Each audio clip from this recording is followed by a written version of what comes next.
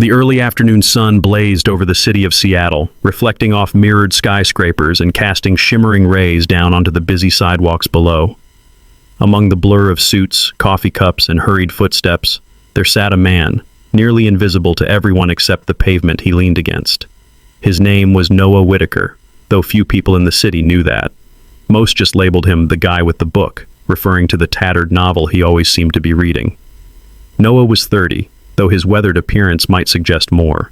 His hair, once sandy blonde and well-kept, now hung loosely in unkempt waves. A faded army green coat, 2 sizes too large and patched at the elbows, hung from his bony frame.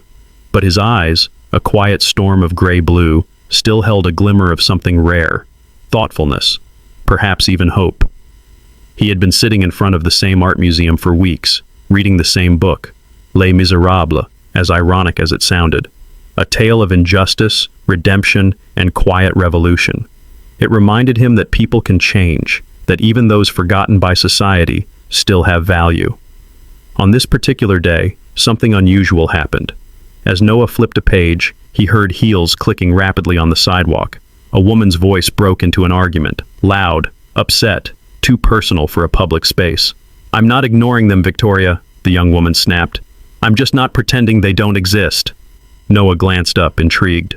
A woman in her early 20s stood at the edge of the sidewalk. She had warm brown eyes and an aura that didn't match the expensive coat she wore.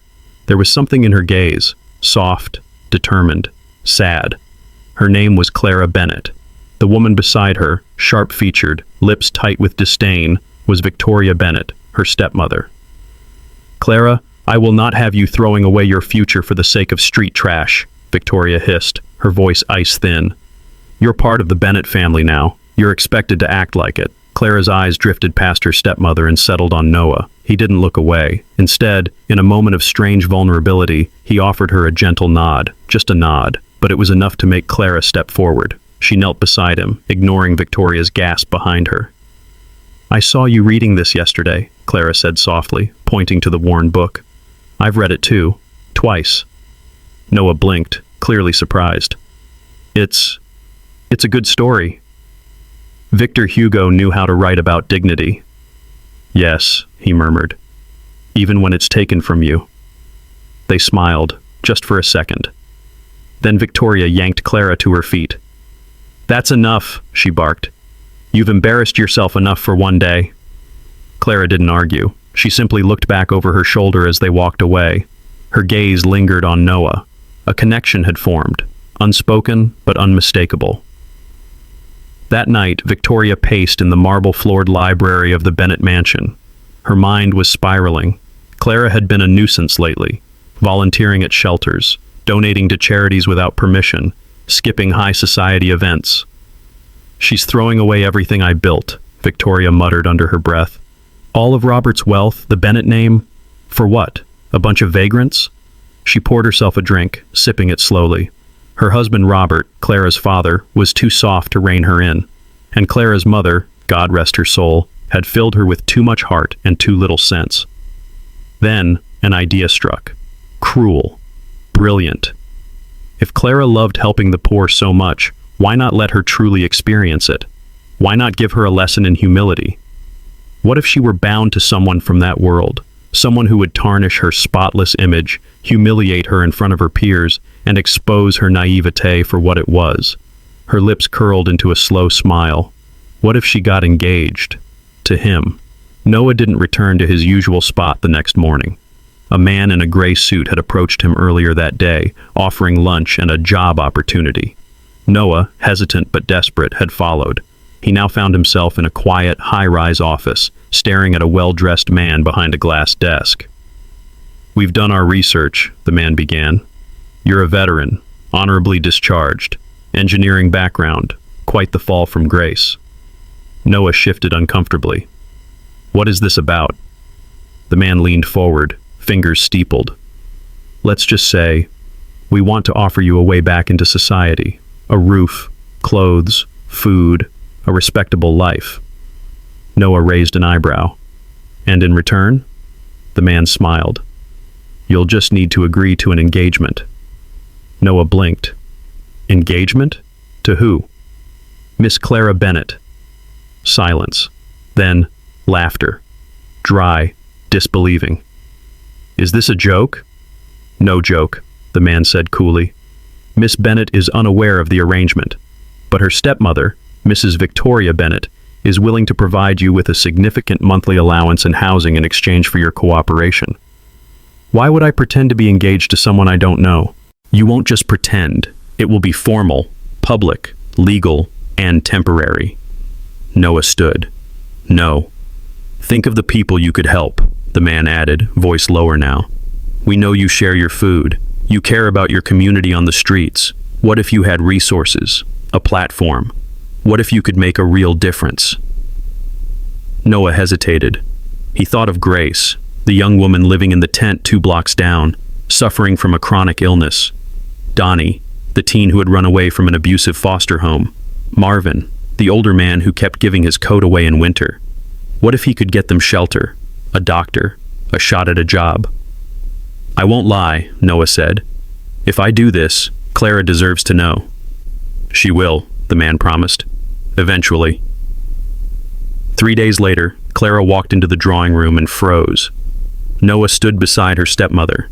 He was clean-shaven, wearing a suit. His eyes, though still familiar, were filled with conflict. What's going on? She asked. Victoria smiled sweetly. Clara, dear, meet your fiancé. What? We decided it's time you settled down, and Noah here is exactly the kind of man you seem to admire. Noah's gaze met Clara's. Shame burned in his throat. Clara looked at him, hurt spreading across her face. Is this some kind of test? He didn't answer. Victoria sipped her tea. It's time for you to prove just how much you love the poor, Clara. Let's see if you're willing to marry one. The Bennett mansion stood as a testament to opulence, its towering columns and expansive gardens reflecting a legacy of wealth and prestige. Yet, within its grand walls, a storm brewed, a tempest of manipulation, defiance, and concealed truths. The unveiling. Clara sat in the sunlit conservatory, the scent of blooming jasmine wafting through the air. The events of the previous day replayed in her mind, Noah's unexpected presence, Victoria's smug announcement, and the weight of an engagement she hadn't consented to. Her heart ached with confusion and betrayal. Miss Clara? A soft voice interrupted her thoughts. It was Elena, the family's longtime housekeeper, her eyes filled with concern. Yes, Elena? Clara responded, attempting to mask her turmoil.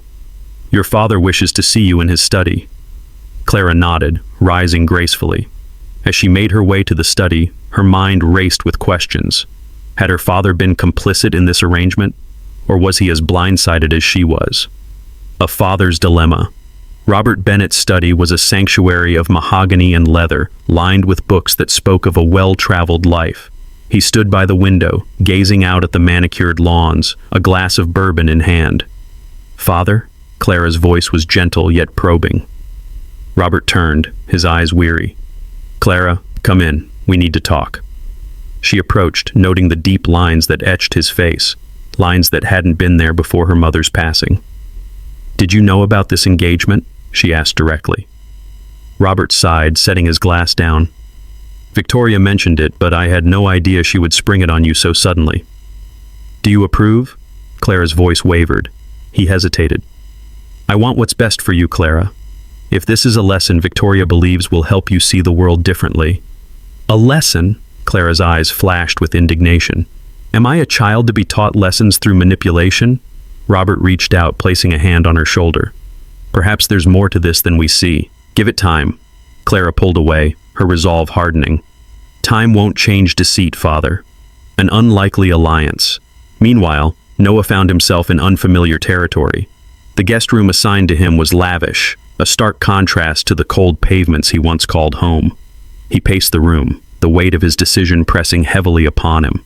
A knock at the door interrupted his thoughts. Come in, he called. The door creaked open, revealing James, the Bennett's butler, a man of few words but keen observation. Mr. Whitaker, James began, his voice measured. May I have a word? Noah nodded, gesturing to a chair. James remained standing. I've served this family for decades. I've seen schemes and secrets, but this is unprecedented. Noah met his gaze, sensing the depth of his words. I'm not proud of this arrangement. James's eyes softened. Sometimes we're pawns in games played by others, but pawns can become players if they choose. Noah frowned. What are you suggesting? Miss Clara is kind-hearted. She doesn't deserve this. Neither do you. James paused, choosing his words carefully. Perhaps together you can uncover the true motives behind this engagement. Noah considered the butler's proposition. An alliance within the enemy's camp? It was risky, but perhaps necessary. Dinner tensions. That evening, the Bennets gathered for dinner.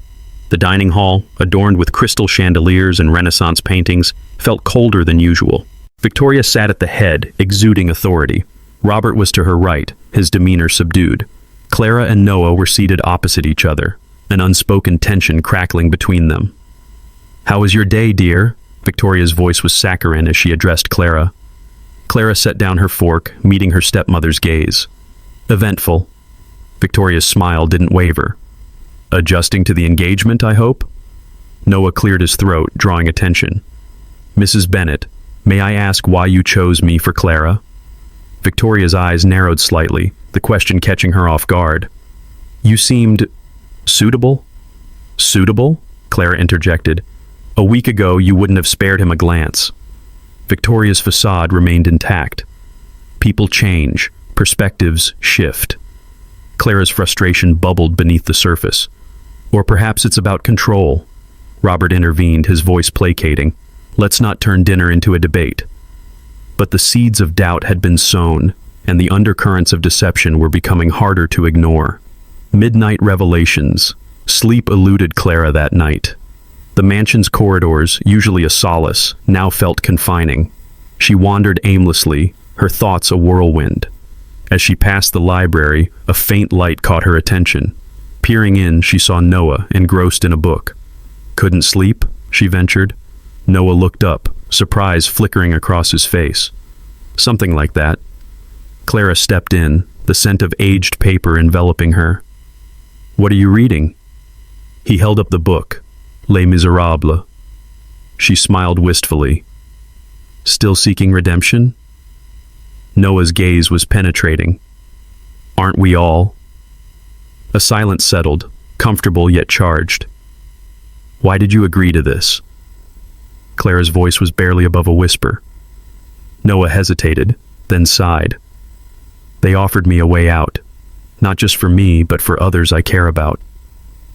Clara nodded slowly. And now? Now, he said, closing the book. I'm realizing that freedom at the expense of someone else's isn't truly freedom. Their eyes met, an understanding passing between them. Perhaps we can find a way out together, Clara suggested. Noah's lips curved into a faint smile. An unlikely team. But a formidable one, she countered. The plot thickens, days turned into weeks. Clara and Noah's alliance grew stronger, their shared goal to uncover Victoria's true intentions binding them. Elena, ever observant, discreetly provided information. Mrs. Bennet has been making frequent visits to a law firm downtown, she whispered one afternoon. Legal matters? Clara pondered. Perhaps concerning inheritance or assets, Noah speculated. James added another piece to the puzzle. I've noticed letters from overseas, correspondence with someone named Lucienne. Lucienne? Clara's brow furrowed. That name doesn't ring a bell. Determined, they decided to confront Victoria. Confrontation Victoria was in the rose garden, pruning with meticulous precision. Stepmother, Clara began, her tone firm.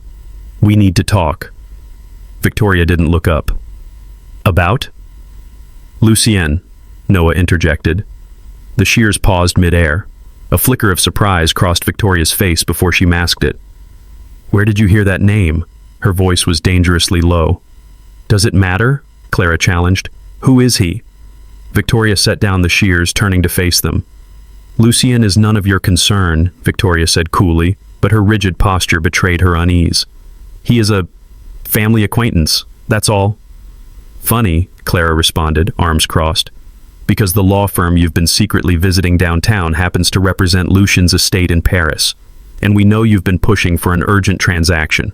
Why the secrecy, Victoria? Noah stepped forward, his tone calm but pointed. Unless this engagement has less to do with teaching Clara a lesson and more to do with protecting something or someone else. For a moment, the mask slipped. Victoria's eyes flickered with anger and her lips curled slightly in a sneer. You two are far more naive than I thought. What are you hiding? Clara pressed, not backing down. Victoria narrowed her eyes, calculating. Let me give you a little advice, Clara. There are things in this world far more important than your sense of justice.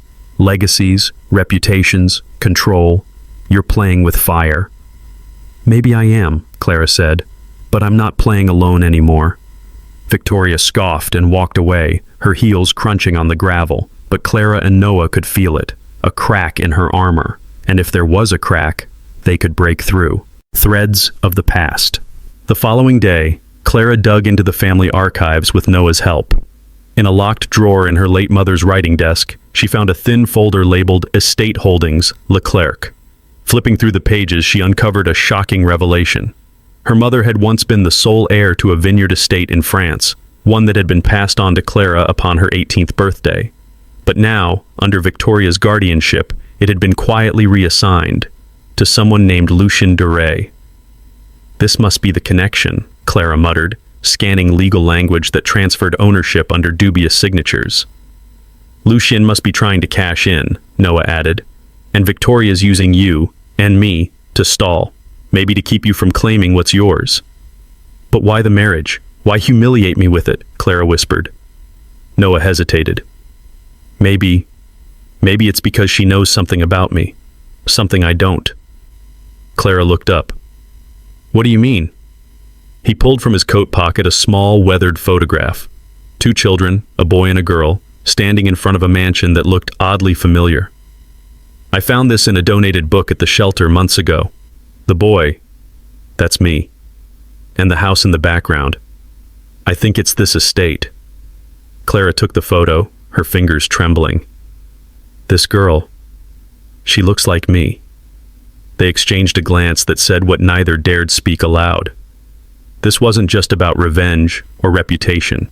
It was about a secret buried in both their pasts. The unexpected ally. Later that week, while Victoria was out, Robert approached Noah privately. I know who you are, Robert began, his voice quieter than usual. At least, I know part of the story. Noah stiffened. Then why not say anything? Because I wasn't sure until now, Robert sighed. Years ago, before Victoria, your family and mine were very close. Your parents ran the Whitaker Foundation. My wife, Clara's mother, was a board member. Until the fire, Noah murmured, remembering flashes of smoke, confusion, and sirens. Yes, and after the fire, you disappeared. The estate was split. Victoria claimed part through legal loopholes, and now she's trying to erase every trace that could link you back to your name. Then why this marriage? Because, Robert said gravely, Victoria is running out of time. That vineyard estate? It's a keystone asset tied to old European laws. If Clara marries without consent, Victoria's claim to it disappears. But if she marries under coercion, she can stall the transfer, maybe even seize the whole thing. And what do you want me to do? Robert stared at him. Expose her, but protect my daughter. That's all I ask. The turning point. That night, Clara and Noah hatched their plan. It wasn't just about reclaiming their identities anymore. It was about justice. They'd go through with the engagement, publicly. But behind the scenes, they would gather evidence, letters, documents, witness accounts, and they would time their revelation at the moment of highest spectacle, the engagement ball Victoria had planned, a week from now. She wants a show, Clara said. Let's give her one. Unspoken emotions. As they trained for the performance ahead, rehearsing smiles, planning speeches, creating a trail of breadcrumbs for the press, something began to shift between Clara and Noah. Late one evening, after a long day of preparation, they stood on the rooftop terrace overlooking the city skyline. Do you think we'll win? Clara asked softly. Noah nodded. Yes, but I'm not doing this just to win anymore. Clara turned to him, surprised. I'm doing it because you believed in me when you had no reason to. She looked into his eyes, a spark lighting in her chest. "And I'm doing this because you gave me strength when mine was running out." They didn't kiss. Not yet. But their silence said everything. Shadows beneath the surface. The night of the engagement ball arrived draped in opulence. Crystals glittered from chandeliers like icicles catching moonlight, and golden light cascaded across the walls of the Lancaster estate. String quartets filled the air with classical melodies, while champagne flowed like water among the city's elite. On the surface, everything appeared flawless, but beneath the elegance, secrets trembled, ready to burst forth. Clara stood before her vanity mirror, her silk gown hugging her form like a second skin. Her hair was styled in waves reminiscent of old Hollywood, and her eyes, lined with kohl, shimmered with both determination and anxiety. She had rehearsed this night over and over with Noah. Everything had to go perfectly.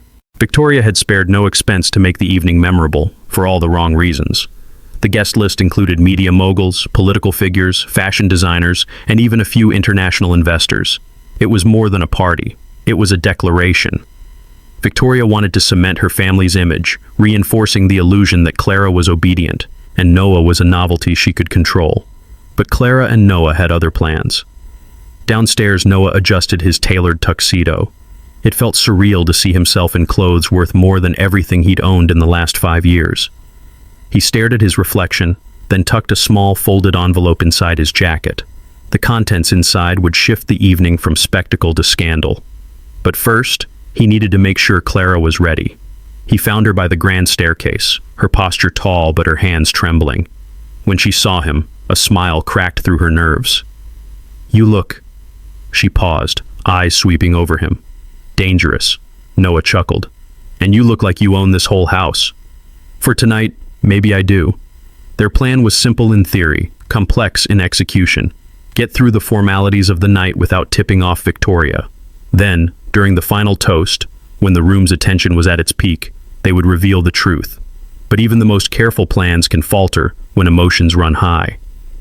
As guests arrived in waves, Victoria floated through the ballroom like a queen in her court. Dressed in a midnight blue gown with a diamond choker glinting at her throat, she radiated confidence. She greeted each guest with a curated smile, always steering conversation toward the success of Clara's impressive match. Behind her grace, however, lay a sharpened edge. She kept close watch on Clara and Noah, her gaze flicking toward them more often than not. "Remember," she had said to Clara earlier that day, "tonight is not about your comfort. It's about respect. You will smile, dance, and say nothing foolish. Otherwise, this evening will end very badly for your young friend." Clara had nodded, but inside her fury had burned bright. Tonight would be about truth. As the evening progressed, Clara and Noah played their parts flawlessly. They danced under the chandeliers, exchanged polite banter, and posed for photos that would soon grace the society pages. Yet with each passing hour, the weight of the coming moment pressed heavier. Finally, the moment arrived. Victoria stepped onto the raised platform, glass in hand. "Ladies and gentlemen," she began, her voice melodic and rich, "thank you all for being here to witness the union of tradition and progress, legacy and hope. My stepdaughter Clara and our dear guest, Mr. Noah Whitaker, represent the finest qualities of our future." Applause filled the room. Clara and Noah stood at the base of the dais, eyes locked. Now or never. Noah stepped forward. "If I may," he said, lifting his glass, "I'd like to say something before the toast." Victoria's smile faltered. "Noah, perhaps this isn't the..." He gently cut her off. "It'll only take a moment." Clara joined him on the stage. "We'd both like to say something." Whispers rippled through the crowd. Noah unfolded the envelope. "This evening is about truth. And the truth is, my name isn't just Noah. It's Noah Whitaker, son of Leonard and Grace Whitaker. Some of you may remember the Whitaker Foundation, which mysteriously dissolved after a fire 17 years ago." Gasps. Heads turned. "My parents died in that fire," he continued, voice unwavering. "And I disappeared. Until recently, I believed I had no past. But that wasn't the truth. Documents and witnesses confirm my identity, including this photo." He held up a projected image. Of me and Clara, taken just a week before the fire. The crowd murmured. Clara took over. My mother knew Noah's parents. They were close allies, partners in charity, but someone had a lot to gain from their disappearance, and from keeping Noah hidden. All eyes turned to Victoria. Noah inherited a share in the Whitaker estate that's been obscured by years of manipulation and falsified documentation, Clara continued. And Victoria, my stepmother, has orchestrated more than just this engagement to keep that truth hidden. Victoria's face remained frozen. Then, slowly, she raised her glass again. What touching imaginations, she said, voice cool as steel. But let's not spoil a lovely evening with fiction, shall we? Robert, who had watched silently from the edge of the crowd, stepped forward. It's not fiction, Victoria. I've seen the records myself. Gasps. A beat of silence. Noah looked at Victoria. You can't erase the past. You tried, but the truth always surfaces. The silence cracked with voices, questions, speculation, disbelief. Victoria turned to Clara, her eyes no longer cold but burning. You have no idea what you've done, she hissed. Clara looked back, calm. No, Victoria, I know exactly what I've done. I've reclaimed my voice, and so has Noah. As security quietly stepped forward, already alerted by Robert to potential fraud charges, Victoria stepped down from the stage, her steps composed, but her world unraveling. That night, the Lancaster estate did not merely host a ball, it hosted the collapse of an empire built on lies, and in the middle of it all, two souls, once broken by circumstance, stood whole, together. The unraveling.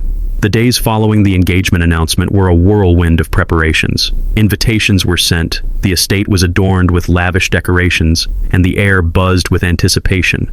Yet beneath the surface, tension simmered. Amelia found herself ensnared in a web of deceit, her heart heavy with the weight of impending decisions.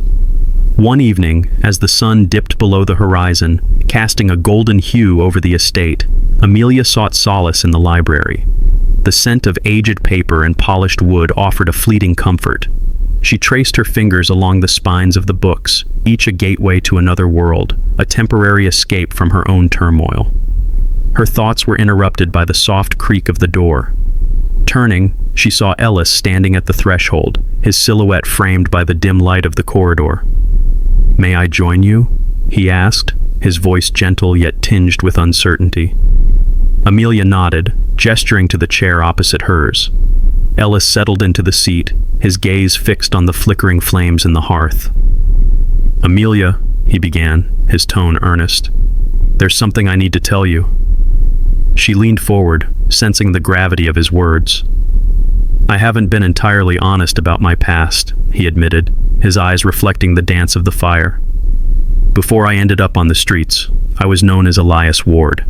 My family was once prominent, but after a series of misfortunes, I lost everything." Amelia's breath caught in her throat. The name Ward resonated with distant memories, whispers of scandals and tragedies that had once rippled through high society. "Elias?" she whispered, testing the name on her tongue. "Why didn't you tell me sooner?" Ellis. Elias sighed, running a hand through his hair. "I feared it would change how you see me, that you'd view me as just another fallen aristocrat seeking redemption." Amelia reached out, her fingers brushing against his. "Your past doesn't define you. It's who you are now that matters." Their eyes met, an unspoken understanding passing between them. The walls they'd each meticulously built around their hearts began to crumble. As days turned into nights, their bond deepened. They would steal moments together, away from prying eyes, sharing stories, dreams, and fears. Yet the looming engagement cast a shadow over their burgeoning relationship. Veronica, ever the puppeteer, sensed the shift. Her eyes, sharp and calculating, missed nothing. "Amelia," she addressed one afternoon, her tone laced with feigned concern, "I've noticed you've been spending quite a bit of time with Ellis." Amelia met her gaze, a flicker of defiance in her eyes. "Is there a problem with that?" Veronica's lips curved into a smile that didn't reach her eyes. "Not at all. I just hope you're not getting too attached. Remember, this engagement is for appearances." Amelia's jaw tightened. "Appearances can be deceiving." Veronica's smile faltered for a brief moment before she regained her composure. Indeed. Just be careful where your affections lie. That evening, Amelia confided in Ellis about her conversation with Veronica. She's trying to manipulate us, Ellis said, frustration evident in his voice. We can't let her control our fates. Amelia nodded, determination hardening her features. We need to take matters into our own hands. Together, they devised a plan to expose Veronica's machinations. They would gather evidence of her manipulations, her schemes to control the family's wealth and influence. It was a dangerous game, but one they were willing to play for the sake of their freedom. Late one night, under the cover of darkness, they sneaked into Veronica's study. The room was a testament to her meticulous nature, every item placed with precision. Amelia's heart pounded in her chest as she rifled through drawers, searching for anything that could serve as evidence. Ellis, meanwhile, focused on the bookshelf, noting a section that seemed slightly ajar. He pressed against it, and with a soft click, a hidden compartment revealed itself. Inside, they found letters, contracts, and documents detailing Veronica's manipulations and underhanded dealings. "This is it," Amelia whispered, her eyes scanning the incriminating evidence. "This is what we need." They photographed the documents, ensuring they had copies should anything happen to the originals. The following day, armed with their findings, they confronted Robert in the drawing room. "Father," Amelia began, her voice steady, "there's something you need to see." Robert took the documents, his brow furrowing as he read. His face paled, the weight of betrayal evident in his eyes. "How could she—" He trailed off, sinking into a chair. "We need to confront her," Ellis urged. "She can't be allowed to continue this charade." Robert nodded slowly. "But we must be cautious. Veronica is not one to be trifled with." That evening, during a family dinner, Robert placed the documents on the table, his gaze fixed on Veronica. "Care to explain these?" he asked, his voice cold. Veronica's eyes flicked to the papers, a flicker of surprise quickly masked by indifference. "Where did you find those?" she asked, her tone devoid of emotion. "Does it matter?" Amelia interjected. "What matters is the content." Veronica sighed, leaning back in her chair. "I did what was necessary to protect this family." "By manipulating and deceiving us?" Robert's voice rose. "By orchestrating a sham engagement?" Veronica's eyes narrowed. "You were content to let me handle things until now. Don't feign innocence." Robert's fists clenched. "That was a mistake I intend to rectify." The room was thick with tension, the air almost suffocating. Amelia stood, her voice firm. "This ends now. We won't be pawns in your games any longer." Veronica's gaze shifted to Ellis. "And you? Do you think exposing me will redeem your family's name?" Ellis met her stare, unwavering. "It's not about redemption. It's about justice."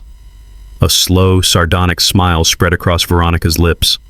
"Very well, but be prepared for the consequences." In the days that followed, Veronica's influence waned. Robert took control of the family's affairs, distancing himself from her machinations. Amelia and Ellis, free from the chains of manipulation, began to envision a future together, built on trust and mutual respect. Yet, the shadows of the past lingered, a reminder that even in victory, vigilance was necessary. But for now, they embraced the light, hopeful for what lay ahead. Echoes of the past. The days following the confrontation with Veronica were a whirlwind of emotions for Amelia and Elias. The revelation of Veronica's manipulations had left the household in a state of upheaval.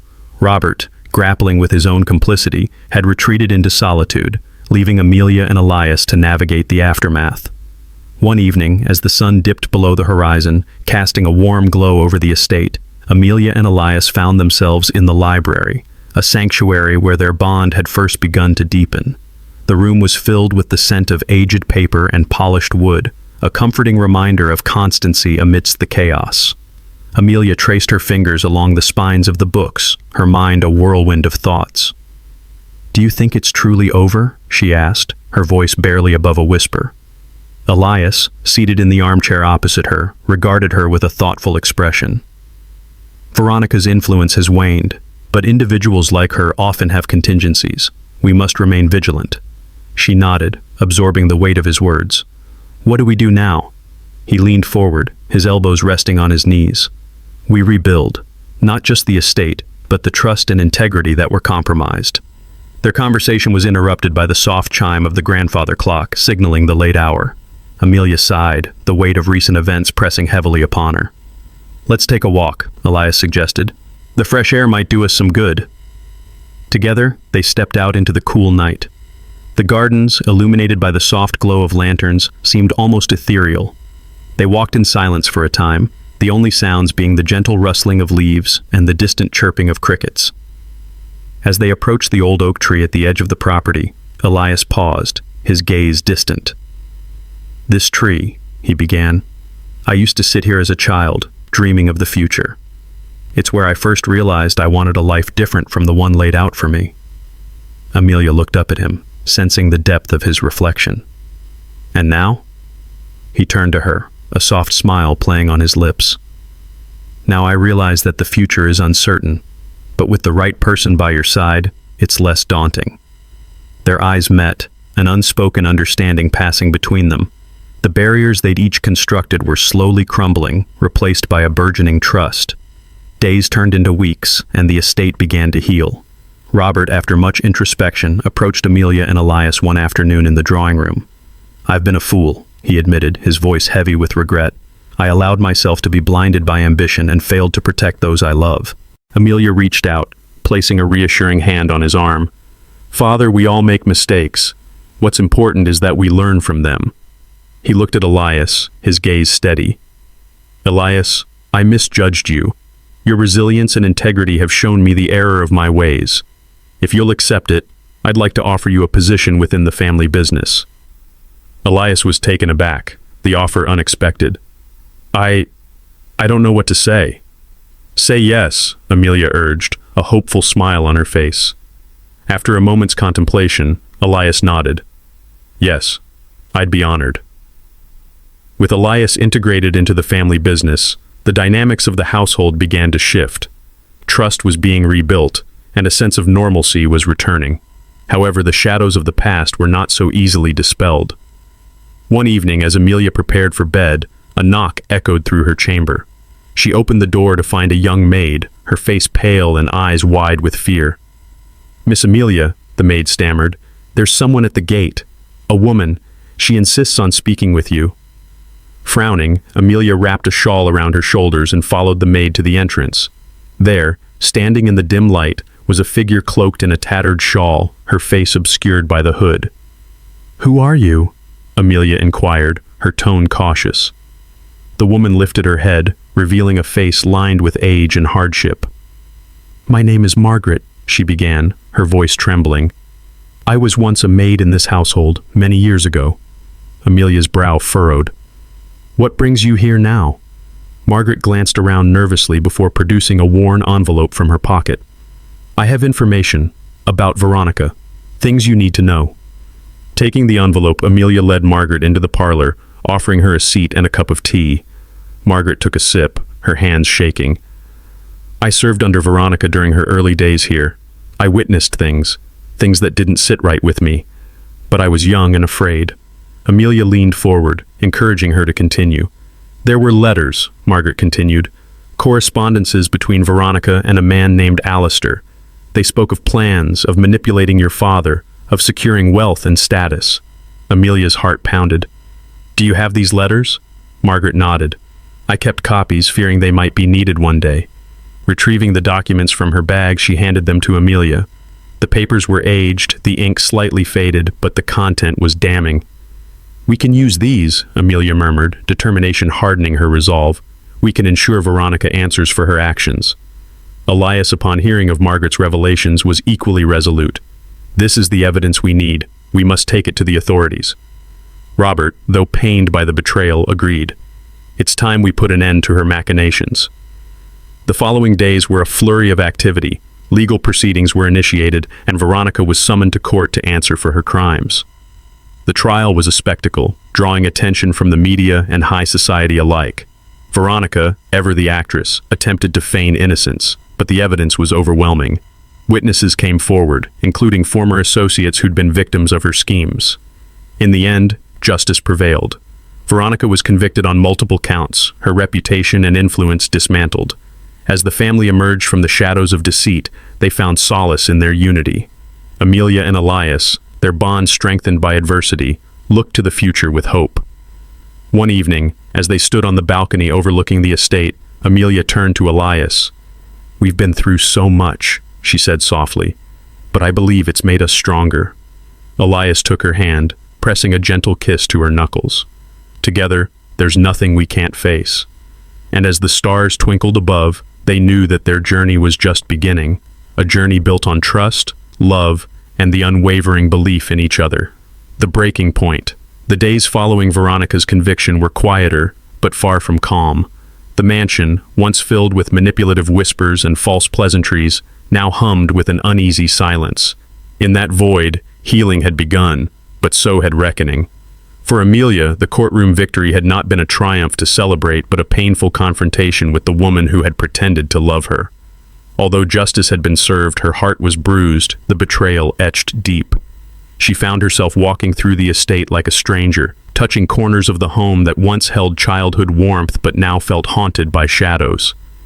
Elias, now officially employed in Robert's business, had taken to his responsibilities with a diligence born of necessity. Though still haunted by his past, he was determined to carve a future where he could protect Amelia and the many like him that the world had overlooked. But peace, as they would soon learn, was never permanent. One stormy afternoon, a visitor arrived at the estate, unannounced. The staff buzzed with confusion as a silver car pulled into the driveway. Out stepped a man in his 50s wearing a perfectly tailored navy coat, his dark eyes scanning the property like he'd owned it once. "Who is that?" Amelia asked Elias as they watched from the second-floor window. "I don't know," Elias murmured, "but he's not here for small talk." They descended together and met the visitor in the foyer. "I'm sorry to drop by without notice," the man said smoothly. "My name is Charles Davenport, Veronica's older brother." Amelia's breath caught. The name had never been mentioned. "I'm here to settle a few family matters," he continued, stepping inside before waiting for permission. Charles carried himself like royalty. He was calm, calculating, his voice devoid of the venom Veronica had so freely used, yet just as chilling. "She didn't act alone," he said once seated in the drawing room. "My sister may have been the face of her ambition, but I was the architect. The estate, the schemes, the deals with Alistair, all of it came from my design." Amelia's skin prickled with goosebumps. "Why are you telling us this now?" "Because I don't want revenge," Charles said, folding his hands. "I want negotiation. You see, Veronica was reckless. I am not. I know what information to use and what to sell." He then produced a flash drive. "Inside here is evidence that could ruin the reputation of this estate and everyone tied to it, including your father's business, Mr. Elias." Robert had entered silently during the conversation, his face drained of color. "You're blackmailing us," he said quietly. "No," Charles replied. "I'm offering an opportunity. Help me access certain assets frozen in Veronica's trial, funds that should have been protected, and I'll make sure this data never sees the light of day." A meeting was held that night. Robert, Elias, and Amelia sat together in the library, the flash drive locked in Robert's desk. "We cannot give in to him," Elias said firmly. Robert nodded. "But if we don't, he could unravel everything." Amelia's mind was spinning. There has to be another way. What about Margaret? She worked for Veronica and may know something more. They summoned Margaret the next day, and she brought with her more than just memories. She brought names. Names of men in finance who had enabled Veronica and, it turned out, Charles. With that list, Elias devised a plan, not of surrender, but of exposure. "If Charles wants to play chess, let's play," he said. Amelia and Elias flew to Boston, where one of the men named in Margaret's notes now served as CEO of a respected financial firm. Under the guise of a business proposition, they requested a meeting. "We know about the offshore accounts," Elias said flatly once the meeting began, "and the bonds that were moved through proxy vendors into Veronica's name." The man froze. Amelia leaned in. "We don't want to destroy you. We want information, enough to take down Charles." Fear made the man cooperative. Within a week, Amelia and Elias had built a file with enough evidence to not only neutralize Charles but link him to illegal financial activities across state lines. When Charles returned for his answer, Elias handed him a sealed envelope. "You underestimated us," he said. "This is a copy of the report we've prepared. One copy is with our lawyer, another with the Federal Bureau. Back off, or we release them." Charles stared at the envelope, fury brimming beneath his stoic exterior. "You've made an enemy," he hissed. "No," Amelia replied coolly. "We've ended a cycle." The days that followed felt like exhaling after holding their breath too long. The estate once again was theirs, not held hostage by secrets or vengeance. But the true triumph was internal. Amelia had finally emerged not only as a woman of integrity, but as a leader who had faced cruelty and risen above it. Elias, now her partner in every sense, had found a family where none had existed before. His past no longer defined him. It had shaped him, but not limited him. Together, they announced the formation of a foundation, not just in Veronica's name, but in memory of everyone who had been cast aside in the pursuit of power. The Davenport Holloway Foundation would focus on sheltering abused youth, restoring dignity to the homeless, and empowering those stripped of choice. And as the first gala approached, Amelia stood before the gathered guests in a deep blue gown, her heart steady. "Everything we build now," she said to Elias, "is built on truth." He nodded. "And no one can take that from us." The wedding that changed everything. The morning sun filtered through the heavy velvet curtains of the mansion, casting golden streaks across the marble floors. The house was unusually silent, the kind of silence that precedes a storm. Everyone seemed to be holding their breath for the wedding ceremony that was just hours away, a ceremony no one could have predicted, and few truly understood. And Foyer, already dressed in the tailored tuxedo the maids had laid out for him. The suit felt like a costume, a disguise to cover the truth of his origins. Yet it fit perfectly, almost too perfectly, as if fate had stitched it for him. As he adjusted the cufflinks, a subtle gold pair shaped like compass stars, his mind wasn't on the ceremony, but on the old man's letter he had read the night before. The letter had arrived anonymously. In it, the elderly stranger who had recognized him in the street had revealed everything. The identity of Marcus's birth parents, the truth about his disappearance, and most shocking of all, a copy of a birth certificate showing his real name, Matthew Sinclair, a name that once belonged to the heir of one of the wealthiest families in the city, a child reported kidnapped and presumed dead over 2 decades ago, a child Victoria had a hand in erasing. He hadn't told Evelyn yet. He wasn't sure how. The church was already being prepared, flowers cascading down from every pillar, candles lined up with meticulous care, and soft orchestral music filling the air with prelude melodies. Reporters had gathered outside, unaware of the storm brewing beneath the polished surface of what seemed to be a socialite's fairy tale wedding. Inside, the guests murmured in confusion and anticipation. Why was the groom a man no one knew? Why had Victoria insisted on a private ceremony, yet invited the most prominent names in the city? Back in the mansion, Victoria paced in her study like a queen before a war. Her carefully applied makeup could not mask the dark circles beneath her eyes. She held a wine glass in one hand, though the wine inside had gone untouched. Her plan, so carefully constructed, now teetered on the edge. She had underestimated Evelyn's resolve, and perhaps Marcus's origins. But she had no intention of backing down. Not after all the years of manipulation. Not after the inheritance she had so meticulously protected. Robert, her husband, stood quietly in the corner. He had grown more distant, more disillusioned, watching his daughter spiral toward a life she hadn't chosen. Yet his silence was his complicity, and deep down, he knew it. His guilt was a shadow that followed him everywhere. Just before the ceremony, Marcus knocked on Evelyn's door. She opened it slowly, still in her silk robe, her hair partially pinned, her face pale. "Can we talk?" he asked gently. She nodded and stepped aside. For the next hour they sat by the window, the wedding dress untouched on the bed behind them. Marcus told her everything. The letter, the name, the truth about Victoria's betrayal of not just Evelyn, but of him and an entire family legacy. Evelyn listened in stunned silence.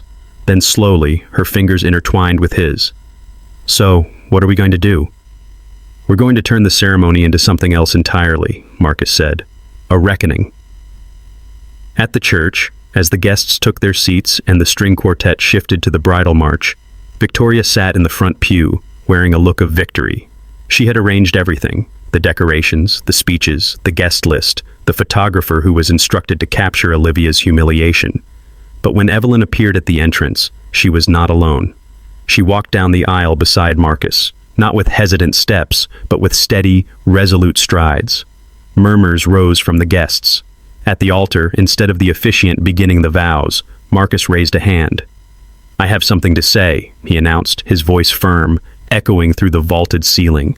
Victoria's head snapped toward him. "What are you doing?" she hissed, but the microphone had already picked up his voice. "I am not who you think I am. My name is not Marcus. It's Matthew Sinclair, the son of William and Grace Sinclair. 25 years ago, I was taken from my home and never seen again. Until now."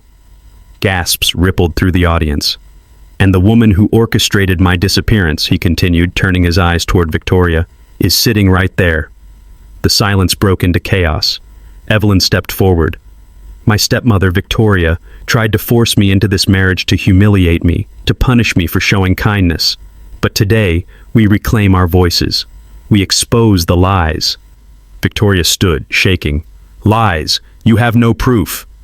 But Marcus pulled the letter from his jacket and handed it to the officiant. Then, from the side of the room, the old man who had given him the letter stepped forward, revealing himself as a retired investigator who had worked the Sinclair case decades ago. The wedding turned into a courtroom, the altar a stage of truth.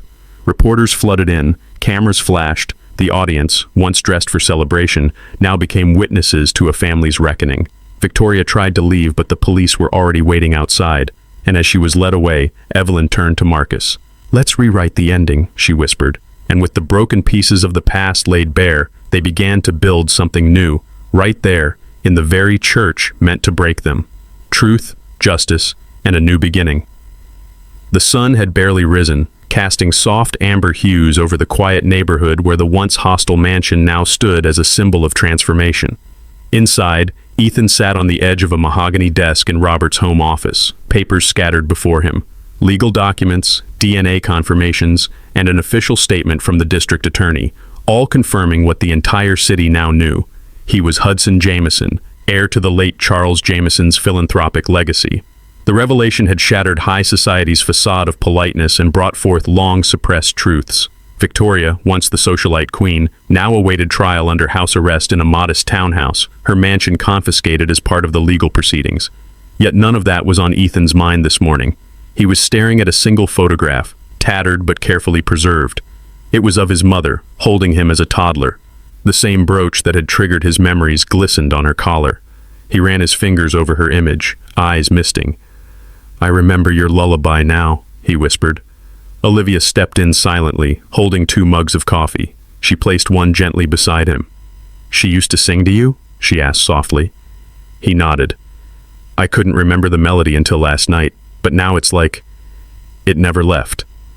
They stood together in silence, sipping coffee. Then Olivia spoke, her voice filled with clarity.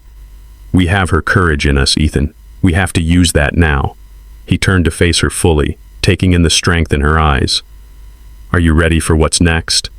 She smiled. "I've never been more certain." Later that day, they stood on the steps of City Hall for a press conference. News reporters packed the square, eager to hear what the beggar groom and the bride of scandal had to say. Ethan began. "Good morning. You may know me by many names now. Ethan, Hudson, the man from the streets, the son of Charles Jameson. But today, I speak to you simply as a man who has been given a second chance." He paused, letting the silence deepen. "My story is not just about identity or inheritance. It's about how easy it is to fall through the cracks in a world that worships wealth but forgets people. I lived on the streets for more than a decade. I wasn't invisible. I was ignored, forgotten." Murmurs from the crowd rose. "But one person saw me. She saw me when no one else did. Her name is Olivia." Olivia stepped forward. "And I want to tell you all, my marriage to Ethan wasn't the punishment my stepmother intended. It was the beginning of something extraordinary. We didn't just fall in love. We found purpose in the ruins Victoria left behind." They revealed their joint plan, the Jameson-Olivia Foundation, an initiative to convert Victoria's former estate into a shelter, skill training center, and education hub for homeless youth. A portion of Charles Jameson's estate would be used to fund scholarships, housing vouchers, and mobile medical units. Reporters fired questions like rapid bullets. Do you forgive Victoria? Will she face jail time? Are you planning to sue for the rest of the inheritance?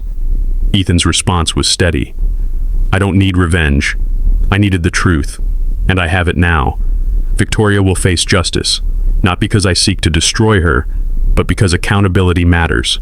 For every child abandoned, for every voice silenced. The press erupted into applause.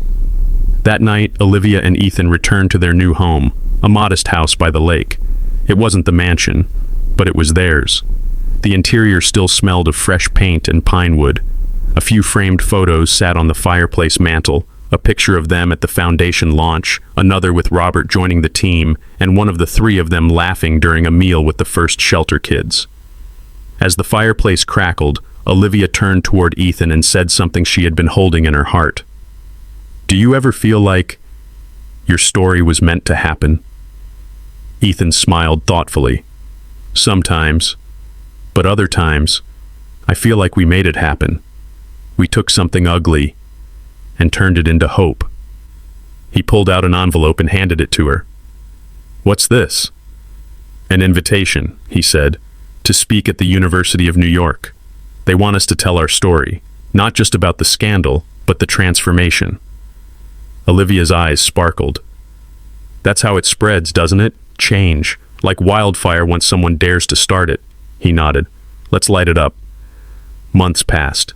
The Foundation's first project, a transitional housing complex named Haven's Rise, opened to thunderous applause.